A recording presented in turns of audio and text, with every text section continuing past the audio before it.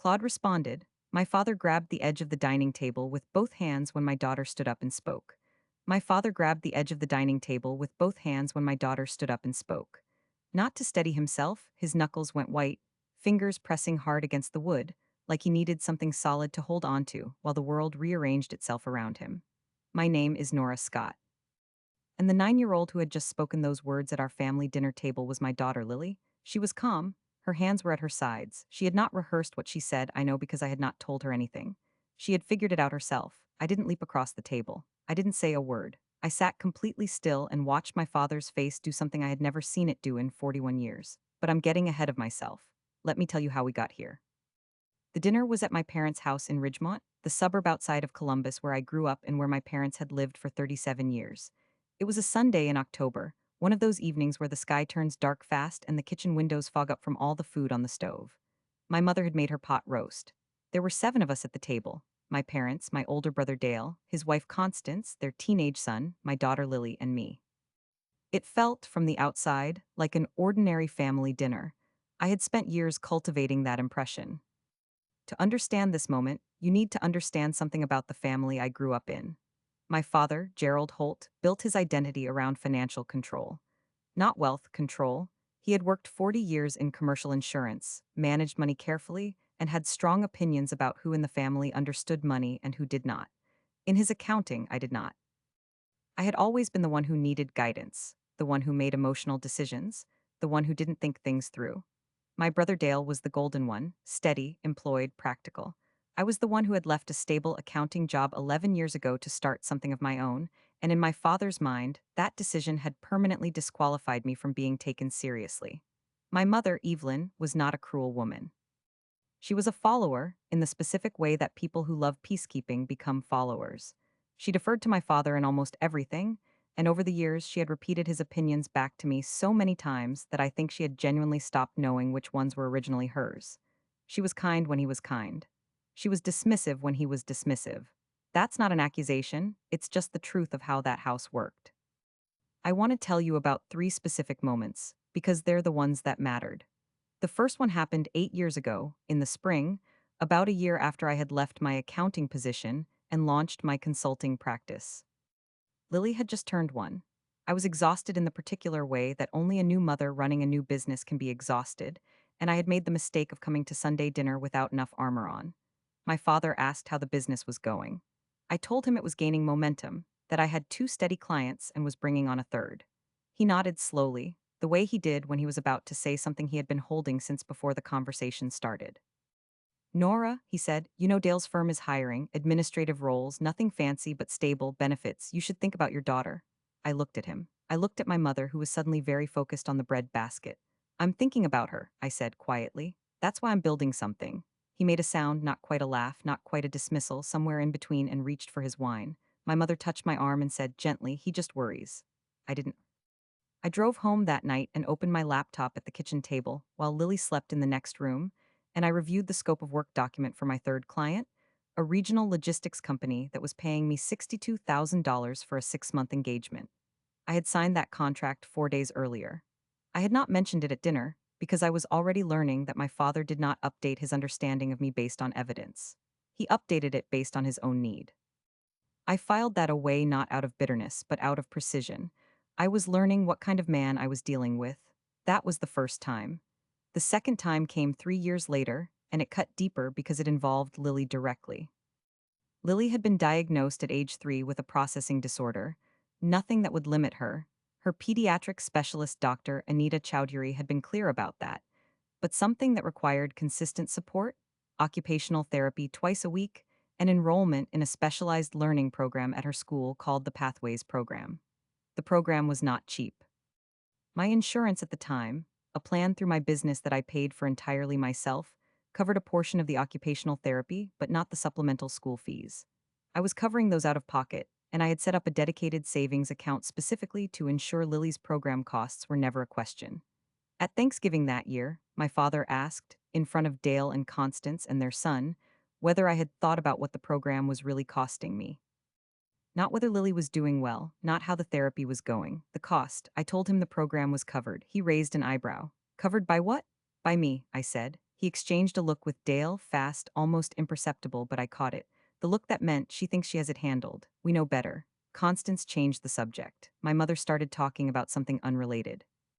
And I sat there and understood clearly what that look between my father and my brother meant. They had already decided at some point in some conversation I had not been present for that I was not managing well, that Lily's needs were beyond what I could provide. That eventually, the word eventually, sitting unspoken but present as a third person at the table, something would have to give. That was the moment I understood exactly what they were afraid of. Not for me, of me. If I succeeded, their entire accounting of this family would have to be revised. And Gerald Holt did not revise. I drove home that night and called my financial advisor the next morning. I had been working with Raymond Okoro at a mid-sized wealth management firm for about a year at that point, and I asked him to run a projection on the college savings plan I had opened for Lily when she was born. 529 account, contributions automatic every month, that I had started with a small amount and increased steadily as my income grew. Raymond told me that at the current contribution rate, and assuming conservative market returns, the account would hold approximately $214,000 by the time Lily started college. I thanked him and set the projection document aside in a folder I kept in my home office, in a drawer I never left open when family visited. I let it go, for now. The third incident happened 14 months before the Sunday dinner I opened this story with. It was the one that made me call an attorney. My father's mother, my grandmother, Adele Holt, had passed away the prior December, and in the spring her estate had finally cleared probate. Adele had left a modest estate, a paid-off house in a small town 2 hours north, some savings, a small investment account. She had, at some point before her death, updated her will to include a specific bequest to Lily, not to me, not to the family generally, but to Lily specifically. $22,000, held in trust until Lily turned 25. I found out about this bequest not from my father, who was the executor of Adele's estate, but from Adele's attorney's office, which sent me a formal notice as the parent and legal guardian of the named beneficiary. The letter arrived on a Thursday in April. I called my father that evening. He was quiet for a moment, then told me that the bequest had been complicated by some of the estate's liquidity issues and that there might be some adjustment to the final amount. I asked him to clarify. He said the estate had expenses. He said these things took time. He said he would handle it. I had heard Gerald Holt say, "I'll handle it," my entire life. I knew exactly what it meant. It meant he would handle it on his terms, in his time, in the way that made the most sense to him, with or without reference to what anyone else was legally entitled to. I hung up the phone and sat at my kitchen table for a long time. Lily was in her room doing homework. I could hear her talking quietly to herself the way she did when she was working through something, narrating her own thinking in that low, focused voice that her occupational therapist said was a great self-regulation strategy. I picked up my phone again and called my attorney. Her name was Beverly Osai, Bev, she had told me to call her, from our very first meeting 18 months earlier when I had retained her to review a major contract. She was a family and estate attorney with a transactional background, which made her unusually useful. I told her what I knew about Adele's estate, the bequest to Lily, the executor's vague explanation. I told her about the letter from the estate attorney's office. I told her about the look between my father and my brother at Thanksgiving. Bev listened without interrupting. When I finished, she asked two questions. The first was, "Do you have the letter?" I did. The second was, "Has your father provided any formal accounting of the estate's expenses?" He had not. Then, Bev said, "The first thing we do is submit a formal request for financial disclosure. Executors are legally required to provide an accounting to beneficiaries and their guardians. If he refuses or delays, that tells us something. If he complies, the numbers will either hold or they won't." She submitted the formal request for financial disclosure on April 29th of the following year. I marked that date in my calendar with no label, just a small dot I would know the meaning of. My father did not respond to the request immediately. He called me instead, 2 days after the letter would have arrived, and told me that Bev's letter was unnecessary and insulting, and that he had always intended to make sure Lily was taken care of. I told him I was sure that was true, and that providing the accounting would simply confirm it. He didn't respond to that directly. There was a pause, and then he said, "You've always made things harder than they need to be, Nora." I held the phone away from my face for a moment so he wouldn't hear me exhale. "I'll talk to you soon, Dad," I said, and ended the call. That evening I started building the file. Bev had told me to document everything from that point forward, every conversation, every statement, every evasion. I had a notebook I kept locked in my desk drawer, and I wrote down the date, the time of the call, his exact words, and my response. I had 11 entries in that notebook before the Sunday dinner in October. And here is what almost tripped everything open too early. My brother Dale called me on a Saturday morning in July, about 3 months before the dinner. It was a warm morning. Lily was at a friend's birthday party, and I was in my home office reviewing the financial disclosure documents that Bev's office had finally received, an accounting of Adele's estate that had taken almost 3 months to produce, and that contained several line items I had flagged for Bev to examine. Dale's call came in while I had the documents spread on my desk. I answered on the second ring because I always answered Dale's calls. Habit. Hey. His voice was casual, the way Dale's voice was always calibrated to sound. What are you up to? Just some work stuff. What's going on? Nothing. Hey, I was talking to Dad about the house. A pause. He mentioned he might be bringing in a property assessor for the investment property. I went still. My father owned a rental property, a single family house in a neighboring suburb that he had purchased about 15 years ago and rented out since. It was worth, at last informal estimate, somewhere around $380,000.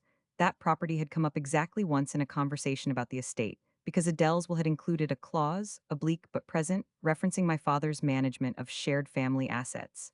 Bev had circled that clause in the will copy she had given me. Why an assessor? I kept my voice level.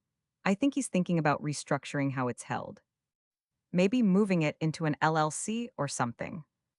He mentioned Dale and me handling it going forward. A pause. I think he just wants things simplified. You know how he is. I knew how he was. Makes sense, I said. Thanks for the heads up.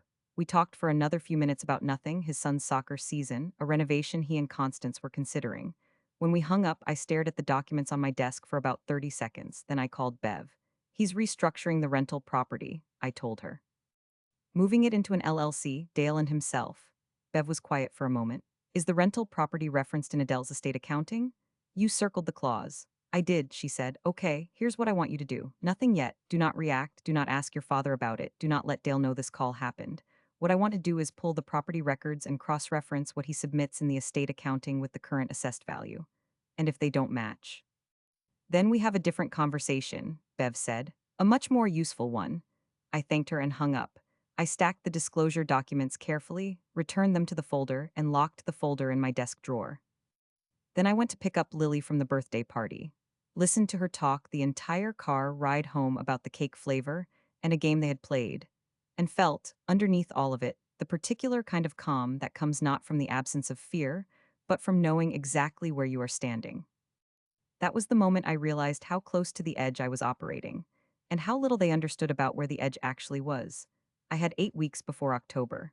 Bev and I had 3 more meetings, one in her office, 2 over the phone, one of which lasted almost 2 hours.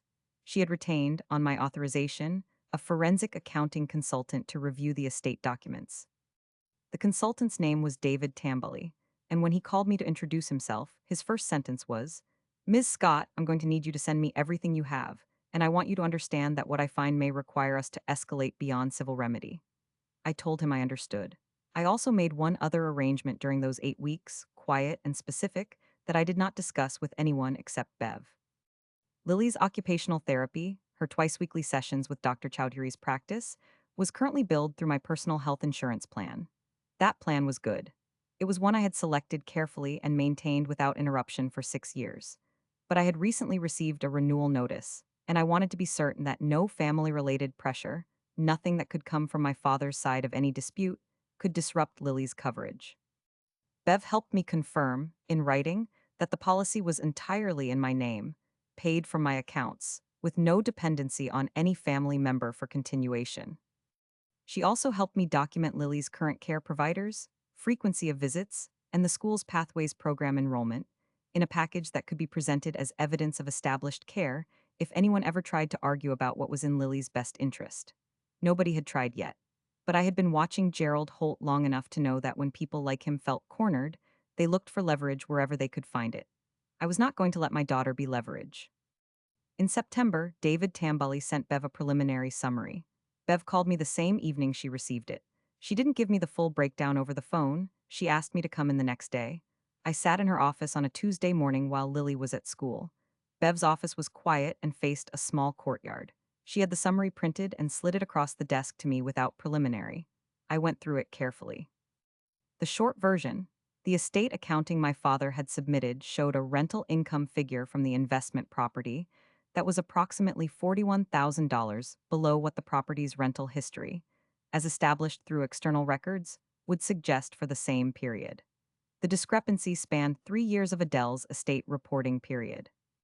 There was also an expense line item for property maintenance and management fees that totaled nearly $28,000, with no supporting receipts attached to the disclosure. Bev watched me review it. She had a pen in her hand and tapped it once against the desk when I looked up. "This is the preliminary," she said. "David is still cross-referencing, but the direction is clear." "What are the options?" I asked.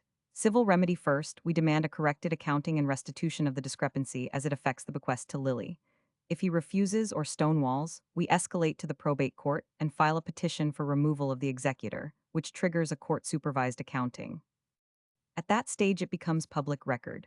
She paused. "There's also the question of whether the discrepancy meets the threshold for a formal complaint to the state attorney general's office, but that's a decision for later." I sat with that for a moment, then I asked the question I had been carrying since April. "If we go to probate court, if this becomes formal, will he understand what's happening before it happens?" Bev looked at me steadily. "Not if we time it correctly." I nodded. "File everything," I said. "We're going with the original timeline." Bev wrote one line on the pad in front of her, tore it off, and put it in my file. I drove to pick Lily up from school that afternoon and sat in the parking lot for 10 minutes before the bell rang, watching the leaves in the trees along the school's front walk. Lily came out with her backpack strapped high on her shoulders, the way she always wore it, looking for my car. When she found it, she waved, a big, unself-conscious wave, and ran toward me. I waved back. Everything I had built was about to be tested in front of the whole family, and the timing, I had decided, was going to be perfect. Claude responded. The Sunday dinner started the way they always did, my mother in the kitchen for the last 20 minutes of cooking, even though everything was already done. The Sunday dinner started the way they always did. My mother in the kitchen for the last 20 minutes of cooking, even though everything was already done. My father in his chair at the head of the table with the television on in the other room. Dale and Constance arriving 7 minutes late with a bottle of wine they would describe before handing over. Their son Brendan, 16, would be on his phone until Evelyn asked him twice to put it away. And Lily, my Lily, would sit next to me, close, the way she always did when there were a lot of people in a room she was still learning to read. That was how every Sunday worked. The architecture of it was so familiar I could move through it without thinking. But that particular Sunday, the 2nd of October, something was different underneath the surface. I could feel it the moment I walked through the front door, and my father met my eyes for exactly half a second before looking at Dale. That fast look. The kind of look that belongs to people who have already had a conversation you were not invited to. I helped my mother carry things to the table. She was warmer than usual, touching my arm twice, asking about Lily's school week in the slightly overcompensating way she had when she was nervous about something else entirely. I answered everything she asked. I passed the rolls. I poured the water. I was very, very good at being unremarkable in that house. Dale was in a particular mood, expansive, louder than necessary, the way he got when he was feeling settled about something. Clapped my father on the shoulder when he sat down. Constance arranged her napkin in her lap with the careful precision of a woman whose husband had briefed her on something before arriving. I watched all of it and said nothing. Lily sat next to me and told my mother that she had learned a new word in school that week: precipitation. Evelyn smiled genuinely at that, the way she always smiled at Lily without complication, and asked her what it meant. "It means rain," Lily said, "but also snow." "Both? That's a big word," Evelyn said. "I like big words," Lily said, and reached for her water glass with both hands. The meal progressed the way meals in that house progressed, slowly, with multiple trips to refill things, with Brendan eventually putting his phone face down when Evelyn gave him the look. My father talked about a news story he had seen that week. Dale talked about a renovation project happening near his office. Constance mentioned that their neighborhood association was doing something about parking. I asked questions when addressed and volunteered nothing. And then, between the main course and the moment my mother would normally have started clearing plates for dessert, my father set down his fork. He did it with deliberate weight, the way he set things down when he was about to say something he had been holding since before the meal began. "I want to talk about the property," he said. The table shifted almost imperceptibly. Dale reached for his wine. Constance's hand, which had been moving toward the bread basket, stopped. I kept my face completely neutral. "What property?" I asked, even though I knew. "Adele's estate." My father looked at me directly, which he only did when he had decided he was on solid ground. "David and I have been working through the logistics of finalizing the accounting, and I want everyone to understand that these things are complicated. There were carrying costs, maintenance fees on the rental. The final distribution to Lily's trust is going to be somewhat less than the original figure in the will. How much less? My voice came out level, almost conversational. He named a figure.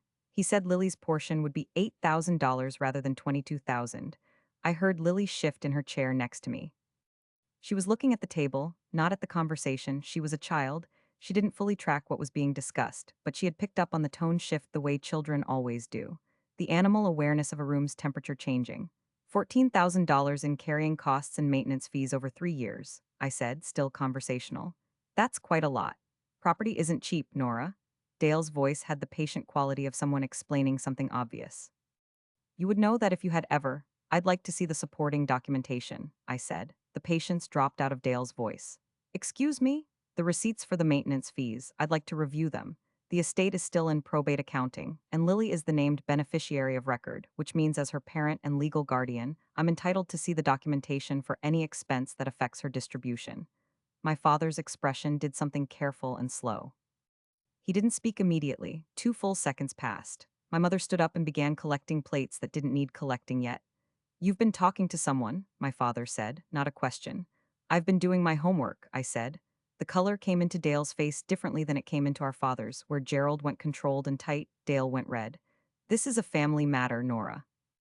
Dad has managed this estate with everything he had, and if you're suggesting, I'm not suggesting anything. I kept my hands flat on the table. I'm requesting documentation. That's not a suggestion, that's a legal entitlement. Constance looked at her husband. Dale looked at my father. My father looked at me with an expression I had never seen on his face in 41 years, something behind his eyes recalculating, like a man who had walked into a room and found the furniture in different places than he'd left it. From across the table, quietly, so quietly that only I heard it, my father said, "You don't know what you're doing." I looked at him for a moment. Then I looked at Lily, who had picked up her fork again and was eating a small piece of bread with the focused patience of a child waiting for the adults to finish. I think I do, I said. The rest of the meal was very quiet. My mother served dessert. Brendan put his phone away without being asked, which had never happened before in the history of those dinners. Dale ate his apple cake and said nothing. Constance said it was delicious, twice, filling the silence with compliments about the crust. And then it happened.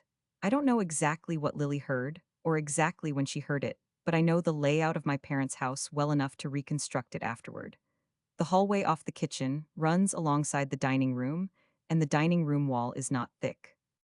After dinner, while I was helping my mother in the kitchen and Lily had slipped away to use the bathroom, my father and Dale were talking in the dining room, not quietly enough. I heard my father's voice rise before I heard the words, then I heard them. They landed in the kitchen like something dropped. She's the reason we're broke. We should have never. I heard my mother's intake of breath. I heard her set a dish down. And then I heard nothing because I had gone completely still at the kitchen counter. I did not go into the dining room. I did not respond. Because I was standing at the kitchen counter doing fast, precise arithmetic in my head, not about the money, not about the words themselves, about whether Lily had been in the hallway. The bathroom in my parents' house is at the end of the hallway. She would have walked past the dining room to get there. She would have been walking quietly, the way she always walked in that house, padding in her socks, not wanting to interrupt. She had heard it. I knew before I even saw her face. She came back to the kitchen 2 minutes later. She didn't say anything. She helped me stack the remaining dishes and carried them carefully to the counter, and the only sign that she had heard anything at all was that she stood a little closer to me than usual, her shoulder just touching my arm. We drove home an hour later. Lily was quiet in the car for the first 10 minutes, looking out the window at the dark neighborhood sliding past. Then she asked, "Mom, does Grandpa think I cost too much money?" I kept my eyes on the road. My grip on the steering wheel was exactly the same as it had been before the question, because I had learned a long time ago that the most important moments in Lily's life were not the ones where I fell apart. "Where did you hear that?" I asked. "In the hallway," I breathed out slowly. "Grandpa was saying something that wasn't true and wasn't fair, and we're going to make sure it doesn't happen again. Okay." A pause, then, "Okay." And then, "Can I have the music on?" I put the music on. We got home at 8:47. I put Lily to bed, listened to her talk for 11 minutes about something that had happened at recess involving a jump rope and a disagreement about the rules, kissed her forehead, and turned off her light. Then I went to my desk, unlocked the bottom drawer, and took out my notebook. I wrote down the exact words my father had said, the time, the location, who was present, who could corroborate. I wrote down that Lily had been in the hallway, then I called Bev. She picked up on the third ring, which surprised me because it was past 9 on a Sunday night. He said it in front of Lily, I told her, a beat of silence. Indirectly, she was in the hallway. She heard him say she was the reason they were broke. She told me in the car on the way home. Bev's voice changed, not dramatically, but I had talked to her enough times to hear the shift. It was the sound of a decision being made. And you requested the documentation at dinner? I did, in front of Dale and Constance. Good, he knows you're not waiting anymore. Another pause. Nora, I want to move up the formal petition. I was going to wait another 2 weeks for David's final numbers, but I think we file the probate petition at the beginning of next week. The formal request is already on record. The estate accounting discrepancy is documented. And now there's a witness, your daughter, to a statement your father made that speaks directly to his posture as executor. She's 9, I said. I don't want her involved in any proceeding. She won't be, but the fact that he made that statement and that you have it documented tonight matters for the pattern of conduct. We don't need Lily to say anything. A pause. What matters is that you now have every reason to move and no reason to wait. I looked at the notebook open in front of me. 11 entries, 4 months of patience, one phone call that was going to change everything. File everything, I said. We're moving on the original timeline right now. I'll have the paperwork ready Monday morning. I thanked her and hung up. I sat at my desk for a moment in the quiet of the house. Then I opened my laptop and sent David Tambully a single email, 2 sentences, asking him to finalize his numbers by end of business Monday and transmit them directly to Bev's office. He responded in 8 minutes at 9:43 on a Sunday night with 2 words, already done. The next Sunday came around fast. My father called me on Thursday mid-morning with a tone I recognized as an attempt at re-anchoring, a little warmer than our last conversation, asking about Lily's week, mentioning that my mother had been asking about getting everyone together again. I answered all of it evenly. He didn't mention the dinner. He didn't mention the documentation request.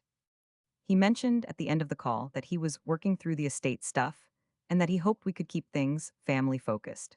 Of course, I said. I hung up and noted the time and content of the call in my notebook.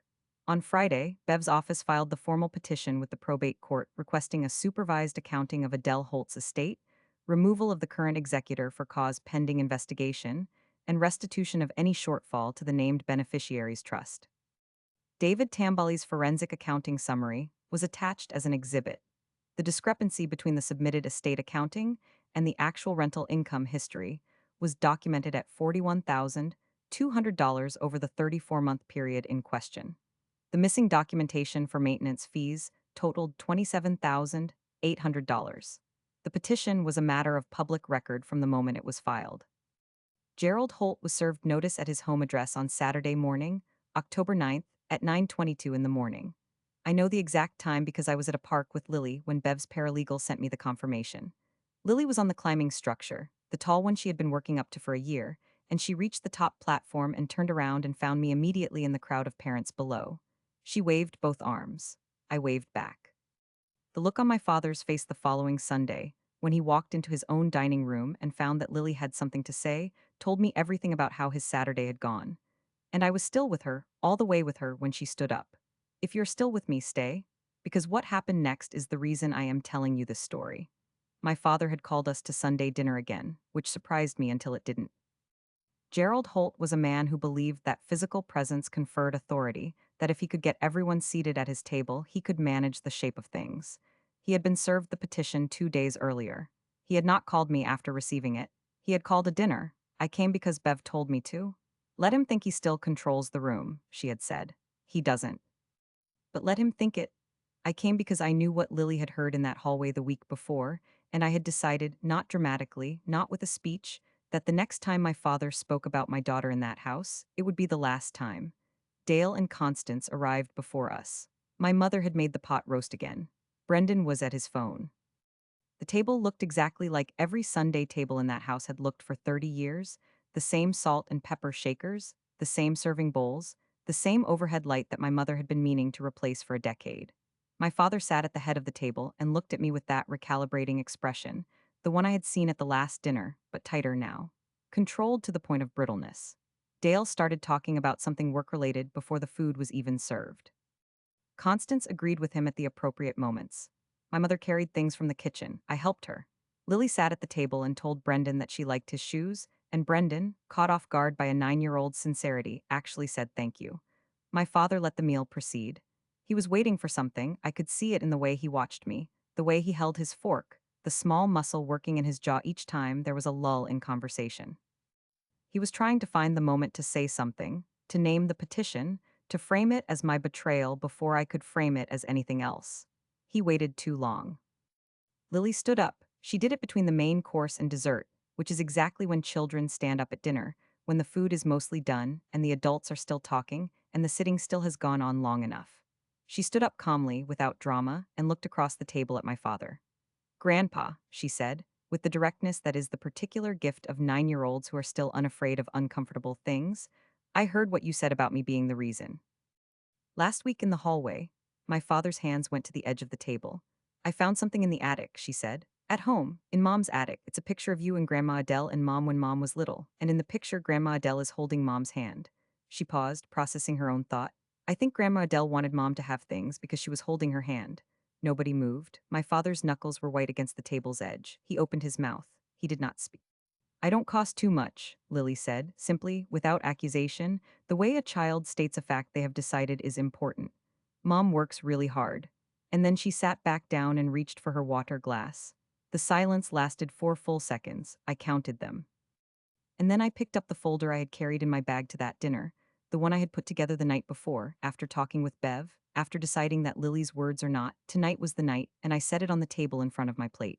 My father looked at the folder. Dale looked at my father. Dad, I said, and my voice came out very quiet and very clear. I think it's time we talked about Grandma Adele's estate, all of us. My father finally found his voice. He pushed back from the table slightly, as if creating distance would help. Nora, this is not the place.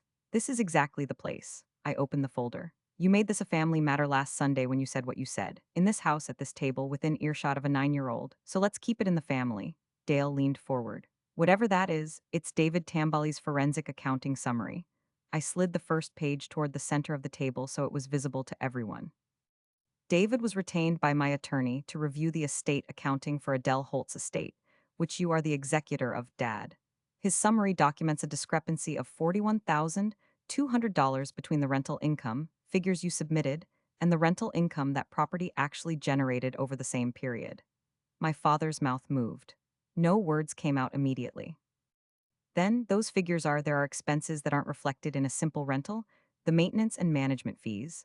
I nodded. $27,800. We know about those. We asked for the supporting receipts in April. You didn't provide them. We submitted a formal request for financial disclosure on April 29th. You called me instead of responding. I looked at him steadily. We waited, then we filed. Dale looked at Constance. Constance had gone absolutely still, her hands folded in her lap, her eyes on the tablecloth. My mother had stopped moving. She was standing near the kitchen doorway, a dish towel in her hands, and she was watching my father with an expression I had never seen on her face in all the years I had been in this family. It was not anger. It was something older and quieter, the expression of a woman who has spent a long time not looking directly at something and has now, without choosing it, looked directly at it. You filed a petition. Dale's voice was tight. You filed against Dad in court, against the executor's management of an estate that directly affects my daughter. Yes, she is your father's mother, Dale started. She was, and she named Lily specifically in her will. I kept my voice level. $22,000. To be held in trust, that was Adele's choice, not yours, not Dad's, hers. My father pulled his phone from his pocket, looked at the screen, put it back. His hand was not entirely steady. Brendan, 16 and suddenly very aware that this was not a normal Sunday dinner, had put his own phone face down on the table and was looking at his grandfather with the wide, honest attention of a teenager encountering something he didn't know adults did. I slid the second page of the summary toward the center of the table. This is the rental income documentation David pulled from external records, county property filings, tax assessments, and corroborating rental market data for that property's neighborhood over the relevant period. The figure on the left is what was reported in the estate accounting. The figure on the right is what the property generated. My father looked at the page. A muscle near his eye twitched just once. Dad, Dale's voice had lost its force entirely. It came out quieter, different, the voice of a man who was doing math in his head and not liking the answers. Dad, what is this? Gerald Holt did not answer his son. He was looking at me. I can explain the discrepancy, he said finally. I hope you can, I said. You'll have the opportunity. The probate court has scheduled a supervised accounting review. You'll provide the receipts, the documentation, the full picture. If the numbers hold, they hold. If they don't, I paused. The petition also includes a request for restitution to Lily's trust of any amount withheld from her bequest. You're doing this because of money. He said it with something like contempt, but the contempt had cracks in it. I'm doing this because your mother wanted Lily to have something, and because you told your son, in a house where a child was in the hallway, that she was the reason you were broke. My voice was completely flat. I am her mother. That is the only reason I need. A long pause. Constance finally looked up from the tablecloth. She looked at Dale. Dale, she said quietly with the calm of a woman who has just made a private decision, I need you to be honest with me right now. Did you know about this? Dale opened his mouth. Constance held up one hand just slightly. Before you answer. He looked at the table. The look on his face was its own answer. Constance folded her hands again and said nothing more. My mother crossed the kitchen doorway and sat down. She set the dish towel on the table beside her plate. She looked at my father for a long moment, and then she looked at Lily, who was sitting next to me, eating the last of her roll, watching the adults with the quiet, alert patience of a child who knows something important is happening, and my mother's face softened into something that looked, finally, like recognition. Gerald, my mother said, very quietly. What did you do? My father turned toward her. He looked at her the way people look when they expect support and find something else instead. His mouth opened. Then he looked back at me, and for the first time in 41 years of being Gerald Holt's daughter, I watched him understand that the ground he was standing on was mine, not his. He couldn't stand up to leave. He sat in his chair at the head of his table with his hands pressed flat against the wood, and he could not move. I leaned forward. The probate court review is scheduled. David's summary is already in the record. Bev, my attorney, Beverly Osai, will be in contact with you through your attorney if you choose to retain one, which I strongly suggest. I gathered the pages back into the folder and closed it. I'm not doing this to punish you. I'm doing this because Lily has a right to what your mother wanted her to have, and because nobody in this room should ever have to hear what she heard in that hallway again. Dale let out a long breath and pressed his fingers to his forehead. My father did not speak. I looked at my mother. Dinner was wonderful, Mom. And I meant it not as a weapon, just as a true thing. Thank you. I picked up the folder. I looked at Lily, who had finished her roll and was watching me. Ready? I asked her. She nodded and slid out of her chair. We walked out of that house together, her hand in mine, and I did not look back at the dining room table. I had said everything I had come to say. 3 weeks later, the supervised probate court review began. My father retained an attorney, a local estate lawyer named Roger Fenn, who by all accounts was competent but had nothing to work with. When David Tambali's complete forensic accounting was presented to the court-appointed accounting overseer, the numbers did not hold. The maintenance fees were partially documented. Some receipts existed, covering roughly $9,000 of the $27,800, and the remaining gap remained unexplained in the estate's records. The rental income discrepancy was confirmed at $38,400, slightly revised from David's preliminary figure. The probate court issued a ruling requiring restitution to Lily's trust in the amount of $31,200, the confirmed discrepancy minus the documented expenses, plus interest. The full amount was deposited into the trust account held in Lily's name by the end of November. Roger Fenn had advised my father, very practically, that contesting the ruling would cost more than the judgment and produce worse outcomes. My father did not contest it. There was no criminal referral. Bev and I discussed it. The standard for criminal prosecution in estate accounting disputes in Ohio requires clear evidence of intentional fraud rather than negligent mismanagement. And while David's numbers told a damning story, the partial documentation gave my father enough cover to frame the discrepancy as record-keeping failure rather than deliberate theft. It was a line I would not have drawn the same way. But Bev's assessment was practical. The civil remedy had achieved the outcome, Lily's money, in Lily's trust. Pursuing criminal charges would have taken 2 or more years, cost significant additional money, and put our family through a process that Lily, at 9 years old, would have eventually understood she was at the center of. I made the call to accept the civil outcome. What happened to my father after that was quieter than I expected, and in some ways more final. The petition and its outcome became part of the public probate record. My father had served as a deacon at his church for 11 years. By January, he had quietly stepped down. The announcement in the church bulletin cited personal reasons. I heard about it from my mother, not from him. Dale came to see me in December without Constance on a Tuesday evening. He sat at my kitchen table and looked at his hands for a long time before he said anything. When he did speak, he said, I didn't know the numbers were that far off. I want you to know that. And then, I should have asked more questions. I didn't. He didn't ask for forgiveness, which I respected. He just said what was true. I told him I believed him. I do believe him mostly. Dale is not a dishonest man. He is a man who trusted the accounting of someone he should have questioned and who looked away when the questions got uncomfortable. That's its own kind of failure. It's not the same kind as my father's. My mother called me every week through November and December. We talked about Lily mostly. About a show she had started watching. About a book she was rereading. She did not talk about my father directly, and I did not push. In January, she told me very simply that she and my father were figuring some things out and that she was spending a few weeks at her sister's house in Dayton. She said it the way she says things she has already decided quietly, without asking anyone's opinion. I told her she could call me anytime. She said she knew. Lily's Pathways program continued without interruption. Dr. Chowdhury's most recent quarterly report described her progress as, and I'm going to paraphrase here because those words belong to Lily's file and not to this story, she is doing extremely well. She has a best friend now, a girl named Maya who lives 4 streets over, and who Lily talks about with the particular intensity that signals a friendship that matters. She still wears her backpack strapped high. She still waves with both arms when she sees my car. My consulting practice, for its part, had its strongest year on record in the 12 months after that October dinner. I won't go into the numbers. They're mine, and they're good, and the only person who sees them is Raymond Okoro, who sends me a quarterly update on the 529 account that by the end of last year had grown to $241,000. Lily's college is not a question. It has not been a question for years. Nobody in my family knew that. They thought they were looking at a woman who needed to be managed. They were looking at the wrong numbers. My father called me in February. It was a short call. He said he hoped Lily was doing well. I said she was. He said he hoped we could find a way to, he paused for a long time there, keep the family connected. I said I hoped so too. I meant it in the limited way that it was true. Some doors close partway. That's still a door. Last week, Lily asked me out of nowhere while we were making dinner if Grandpa was sorry. I thought about how to answer that for a moment, stirring the pasta and not looking at her right away. Then I turned around. I think he understands now that what happened wasn't okay, I said. That's different from sorry, but it's something. She considered that. Then, is it enough? For now, I said. Set the table? She went to get the plates. That answer was not for her, it was for me. I have been working out what enough means for a long time.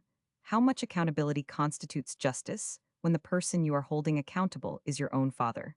When the child who overheard something she should never have heard is going to see that man again at holidays and graduations, and all the ordinary markers of a life that doesn't stop because one dinner went differently than he planned. I don't know yet what the full shape of enough looks like. What I know is that Lily's trust has her great grandmother's money in it, that her therapy continues, that her program at school is funded for another 3 years at least, that she waves with both arms from the top of the climbing structure, and that nobody in this world is going to tell my daughter, in any hallway of any house, that she is a burden without me making absolutely certain there are consequences for it. So, was I wrong to file the petition and take it to court, or would you have done exactly the same thing? Tell me in the comments.